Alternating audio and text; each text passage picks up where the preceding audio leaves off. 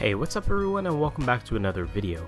I'm Joe and this is the Jumping Sumo from Parrot. So this is one of two drones in Parrot's mini drone lineup, and unlike most products Parrot has on the market today, the Jumping Sumo is made to be driven and not flown. Now before I go any further, I've got to thank both Parrot and Octoly for sending this to me out for review and helping make this video possible.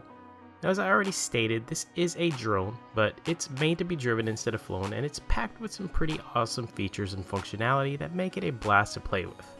And quickly running down just a few specs, the Jumping Sumo is equipped with 2.4 and 5 GHz Wi-Fi for connecting to your phone or tablet. It's got a 550 mAh battery that's going to provide you up to about 20 minutes of use depending on how hard you drive it.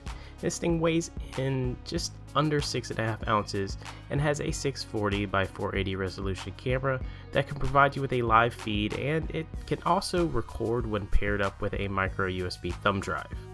Controlling the Jumping Sumo is pretty much as easy as downloading the free Flight 3 app from the respective app stores on iOS, Android, and yes, even Windows Phone. Once your devices are paired up, you're pretty much ready to start having fun. Now in the free Flight 3 app, there are a couple ways to control your Jumping Sumo. The first one is a free ride mode or a freestyle type option where you pretty much take full control using the touch screen to help move forward and backwards, and then you tilt your device to turn left and right. Now there are also some pre-planned maneuvers such as 90 and 180 degree turns, and a cool little animations drop down to help you easily accomplish things like full-on spins and even jumps, which is pretty much where the Jumping Sumo gets its name. The second option is called Road Plan, and it's pretty autonomous.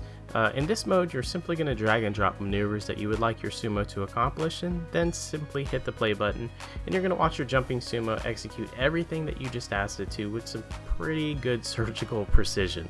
So let's talk about some build quality here. Now the actual Jumping Sumo is made almost entirely of plastic with just a little bit of metal on the back that's going to reinforce that jumping mechanism. Now the wheels are actually made of a foam type material, which kind of surprised me at first, but it makes perfect sense. It helps keep it as lightweight as possible. Now unfortunately it can cause some issues with gripability, so you're definitely going to want to drive your Jumping Sumo on a nice flat surface. On the front you have a camera, and that's flanked by two LEDs, and then above that is your micro USB charging port, and that's where you're going to obviously charge your Sumo, and then you can also update your firmware manually with your micro USB to USB cable that's provided in the box. Around the back you do have your battery compartment, and then there's that mechanism that is used for jumping.